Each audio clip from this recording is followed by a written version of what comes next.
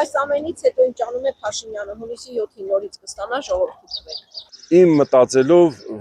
այդ տոկոսայնությունը ոնց որ իրենք են կարծում, որ այդքան տոկոս կարող են ապահովել, երևի թե չէ։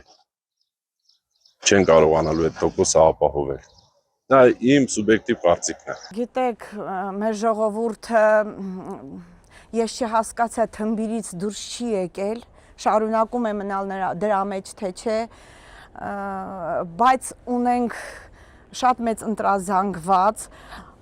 թե իրավական, թե առհասարակ կենսամակարդակը այն աստիճանի է, որ իրեն հաճո է լսել Փաշինյանի լեքսիկոնով, նրա այսպես կեղծ բարեպաշտ լինելու տեսակը ընդունող մենք ունենք մեծ զանգված։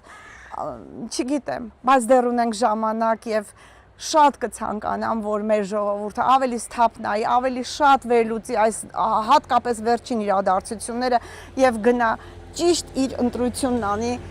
որովհետեւ սա հավանաբար մեր վերջին շանսն է մեր հայրենիքը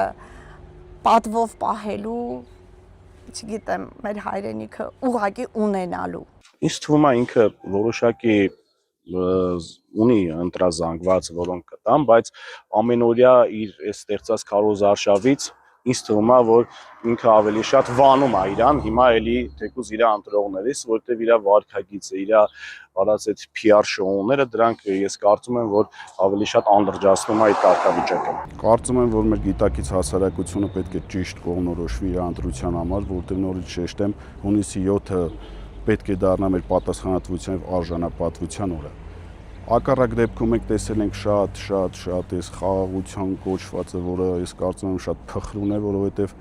հիմնված է հիմնականում միակողմանի զիջումների հիման վրա եւ այդ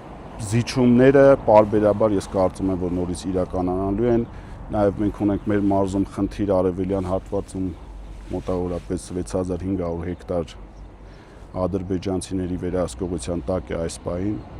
2022 թվականից մինչ այսօր եւ կարծում եմ, որ նման իրադարձությունները շարունակական են լինելու։ Դա